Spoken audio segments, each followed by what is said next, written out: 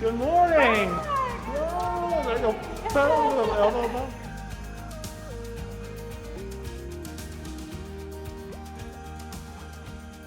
Tom, it is so terrific to finally meet you. One of the reasons why we wanted to get together and have this conversation was to focus a light on the Work to Include program, and so that we can share stories like yours with all Hoosiers, because we know a strong economy happens when all Hoosiers are flourishing, participating, contributing to our economy. I really appreciate it, and it's an absolute honor and privilege to have you here in the walls of the stadium, and to be here today and being able to share on such an important topic. We are here to highlight all the different kinds of ways that people flourish in our community and throughout this state. And I want to hear how you and your journey here brought you to Indiana University and how your job has changed over time. Yeah, I grew up in Northeast Pennsylvania, kind of the heartland of football. Played it ever since I was just about a 5-year-old little boy. And I just love sport. I was passionate about it. I love the move. I love to compete. I just love everything about it. And it gave me an identity.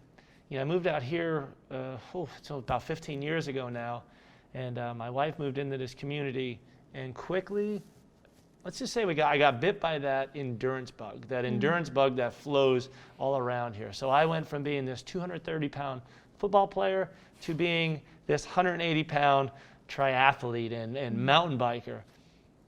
And on May 17th of 2012, I was set up in a way of just going out and doing this training ride. I was going to work on some technique, had a big national mountain bike event that weekend, and this was going to be the fine tuner to it.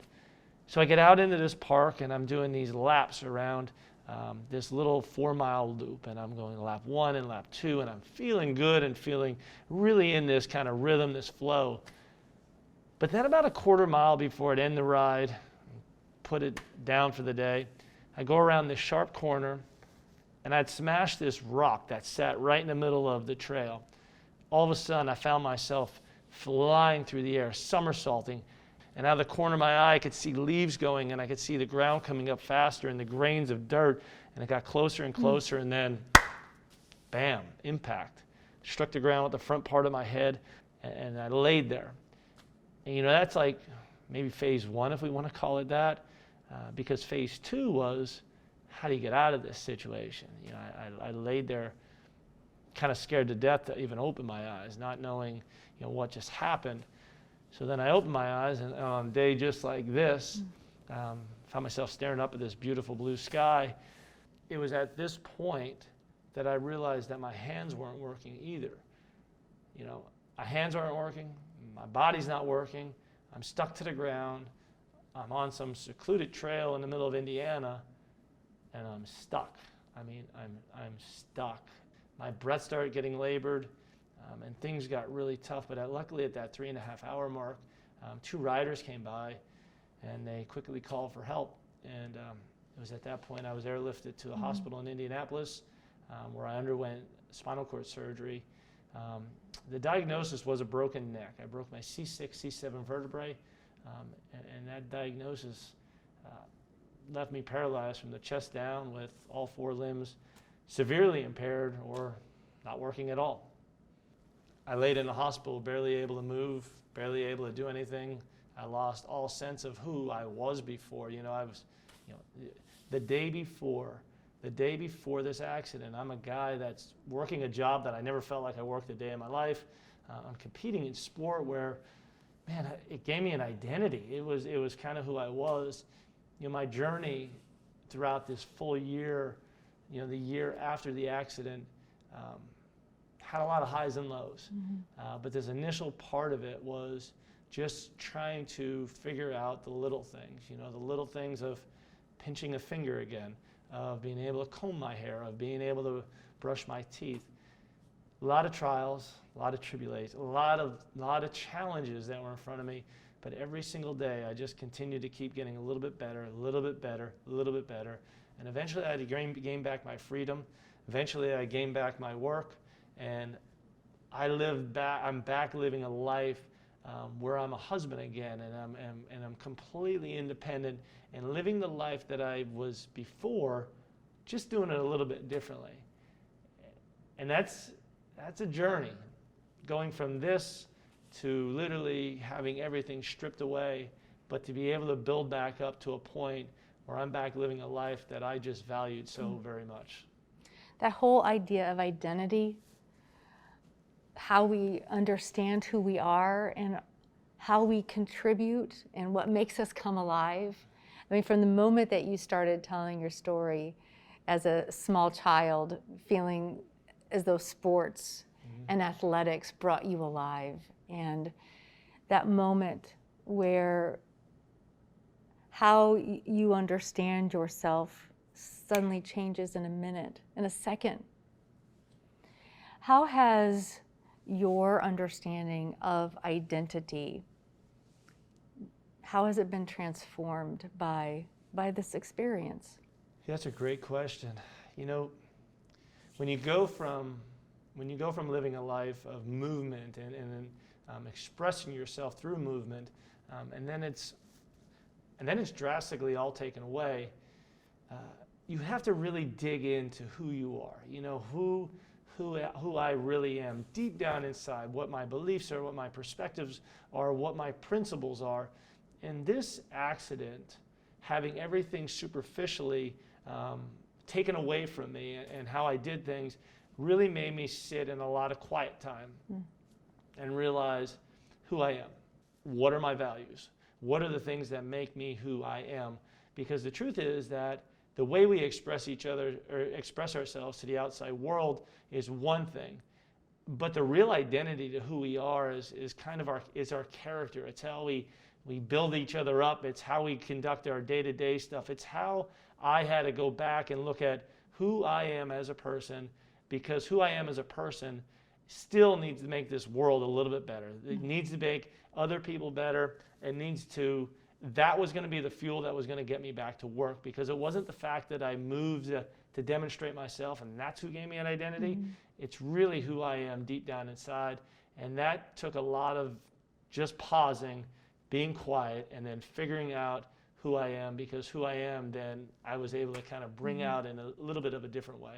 One of the reasons why I know that both of us wanted to do this video was to encourage everyone who has the ability to hire and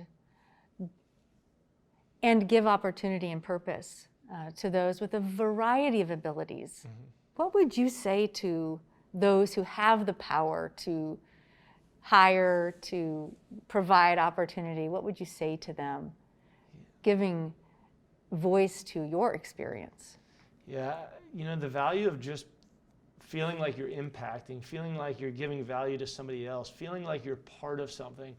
You know, if I could do anything as far as encouraging and future employers or anybody that could give the ability to someone like that, that's such an incredible value. The honor and privilege we have to work, for me not to work just at IU, but to impact people and make someone better, and to be able to, you know, just make an entire group a little better than they were yesterday is something that is such a privilege. And when you don't have that opportunity because someone else says no or won't give you that, man, that is something that there's such a void, because the reality is just by saying yes, given a chance, you're able to bring that person, you're able to give value to a person and allow them to impact people all around, because quite frankly, that's it. Our world, we thrive off of diversity. We thrive off of other people's perspectives and how and what they bring in their own life experiences.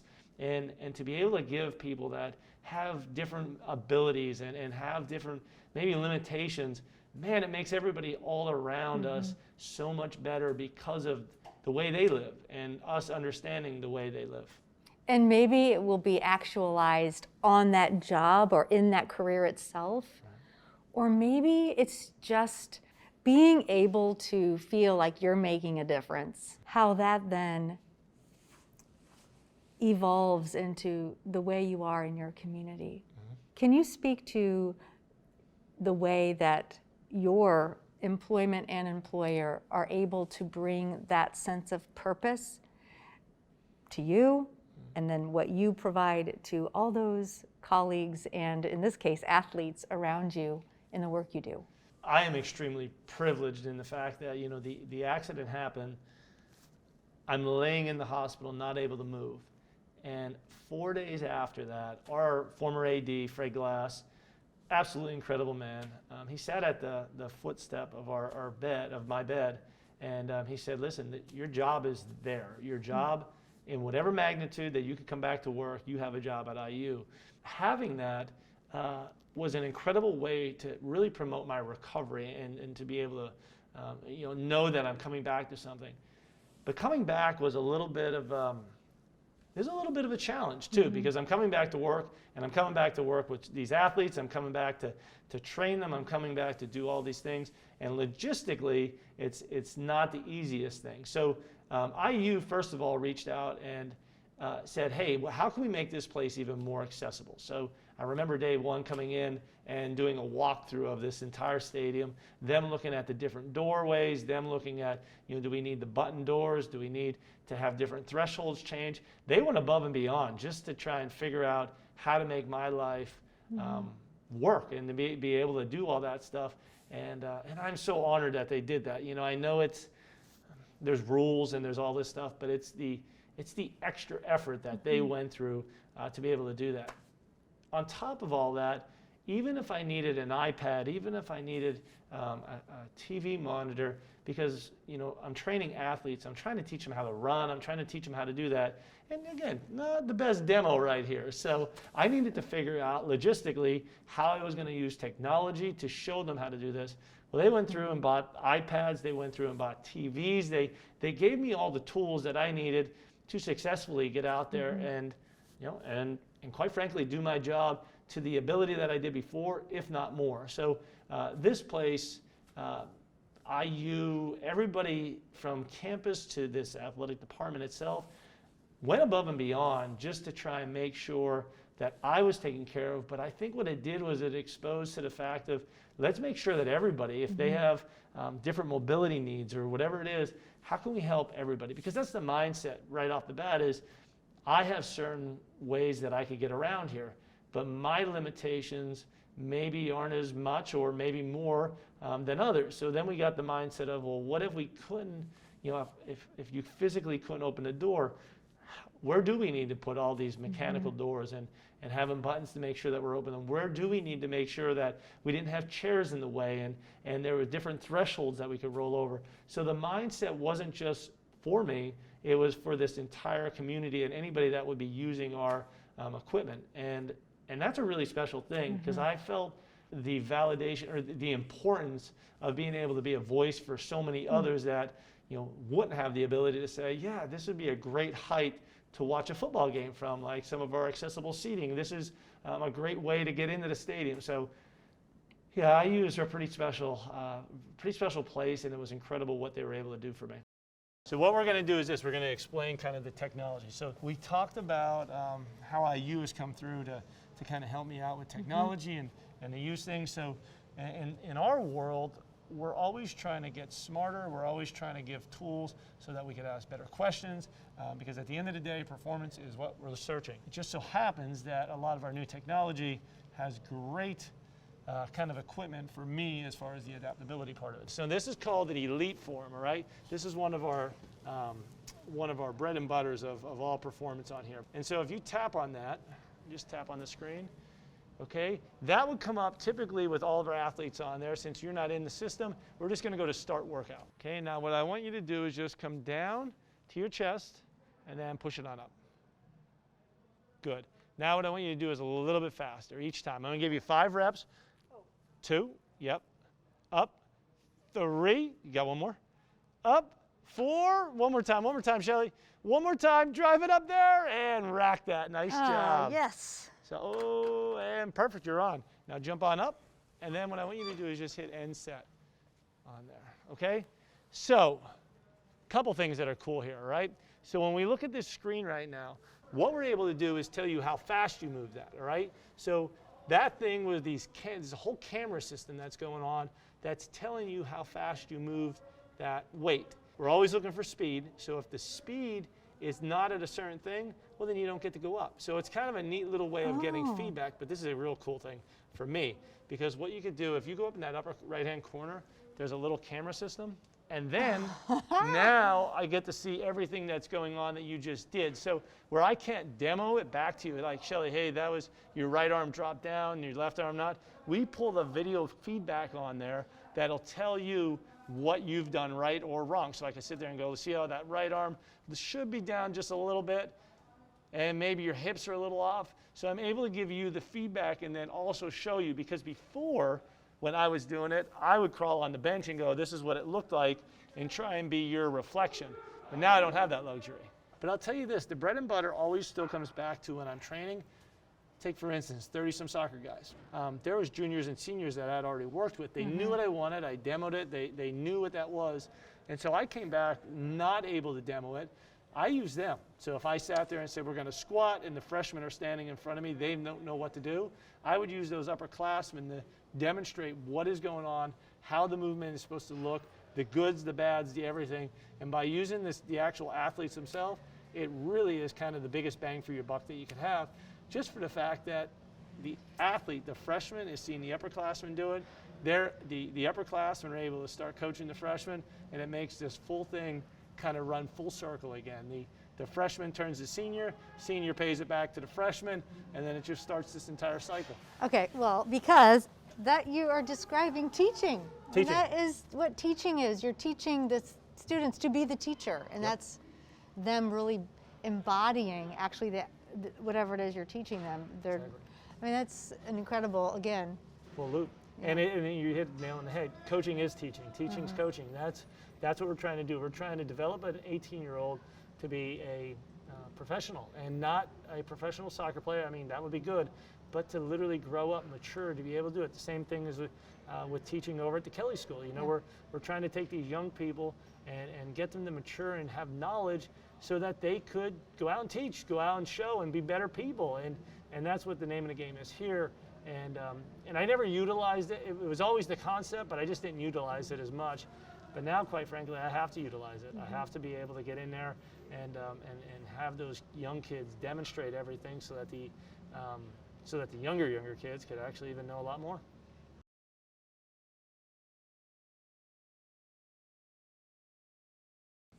I think for employers, what you're articulating is so often it's when you're in it.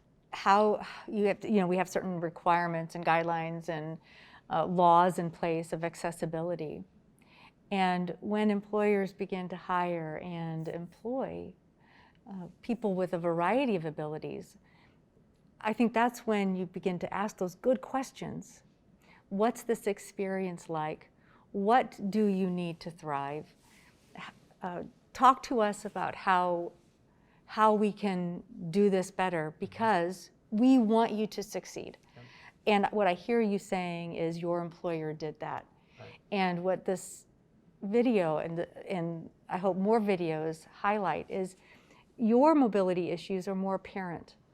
And for so many, those issues of a variety of abilities, especially learning, those aren't as obvious. And do you have any advice or guidance as to how employers can step up their game, to use sort of an athletic metaphor, step up their game? Because I know employers, I hear from them, they want employees that make their business better, and I know they're missing out on a huge population of Hoosiers who would love to have that opportunity. So any advice? Yeah, I think it's asking questions. Yeah, I think you nailed it with that. I think the only way to solve problems is to start asking questions, to to have great conversations based off of what are the needs. Again, that's the thing. This is ongoing for me here. This has been now 9 years since I came back to work, but I still get it every couple months of like, what about this? Does this work? If we're doing a new project here, hey, would you mind rolling through and just showing how we should maybe lay this out so we could start thinking of it in a different way. And I think that's the conversations that we need to start having is how can we help you? Those employers, look at the picture and have a conversation with someone that from a learning disability to a mobility disability, have that conversation. Don't be afraid to ask the questions, to ask maybe some of the hard questions, because the truth is, I don't personally take offense to any of those things, because I know it's coming with some really genuine care and empathy to say, you know what, how can we get more people in these walls, to work at IU, to be a Hoosier, to be involved in all of this stuff. And I think the way to do that is maybe ask the questions. What does a person with some kind of disability or some kind of, I don't want to say even a disability, but something that isn't exactly what they would hire before, what do they bring? What do they? And I think that conversation really does open the doors to a lot of good things that could happen. You're highlighting a really good point, and that is the benefit to a diverse workforce.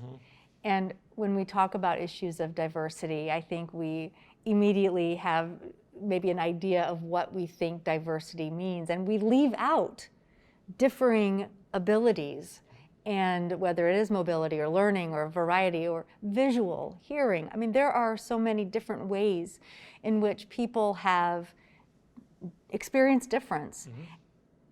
And how often we miss out on those opportunities to be a more productive, more successful business because we limit our understanding of diversity.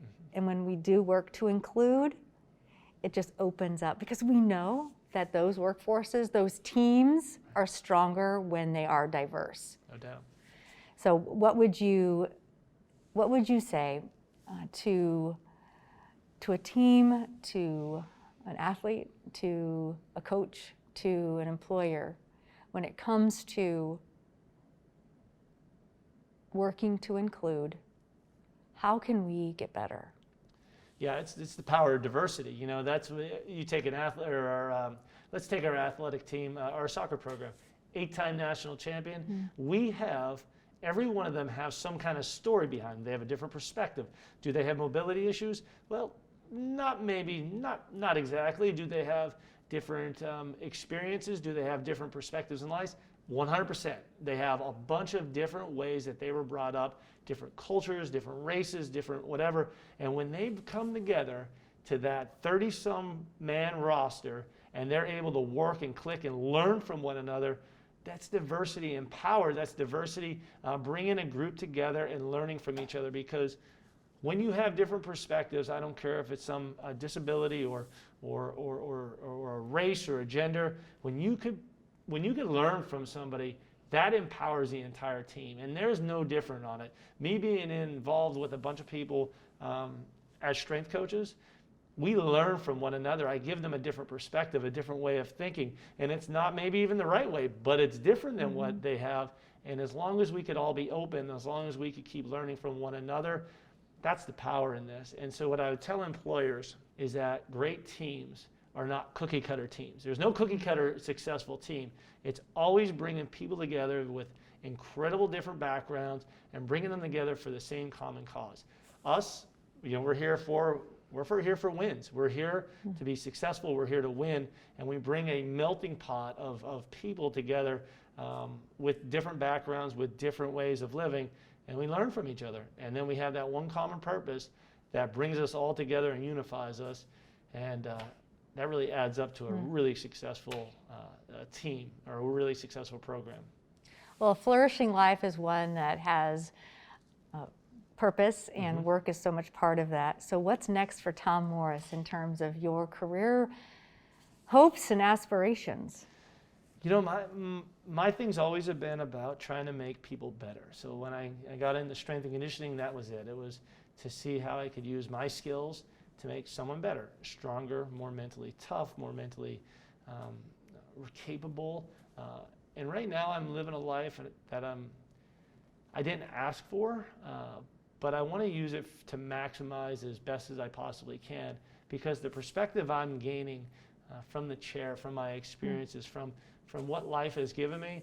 I just want to pay it forward, because the truth is this: adversity for me maybe scared me before, but now I see adversity as this opportunity. So when the things get tough, when life punches you, man, it's an incredible way to just bounce back. It's an incredible way to learn from it. It's an incredible way to grow and get better. And I'm living that life right now, because I'm stronger now. I'm more focused now. I'm living a better quality. My marriage is better. Everything about my life is better. I just got to do it a little bit. Got to live my life a little bit differently. And so what I want to do now is I want to get out there and share my story and teach people this, allow them to hopefully see my perspective through my eyes, and allow them to, get knocked down, to have something happen. Hopefully, God forbid, nothing at this level. But I want to show them that the bad day at work, to any adversity that they might get, a bad boss, something like that, use it as an opportunity. Use it as an opportunity to grow, get better, and just continue to keep moving forward, because that's what life is all about. Because you never know that next second what life is going to be dealing you and what you're going to be facing. Right. And your outlook, your story is what is going to make a big difference to Hoosiers, but to employers, to begin to see how can we improve our workforce and work to include people who have a variety of differing of abilities. Right. So thank you so much for taking the time to meet with me. Thank you for sharing your story and trusting us all with that story. And I wish you all the best of luck as you go forward. Well, I really appreciate you being here and taking the time to share this, this is an incredible opportunity to really make the workforce, you're making the workforce better, but you're making people feel purposeful, to be able to give them. I mean, it's such an important and an incredible program, and I thank you for coming here to help share a lot of light on that. Keep sharing your story. We need to hear it. I appreciate you very much in opening up. Thank you. Thank you.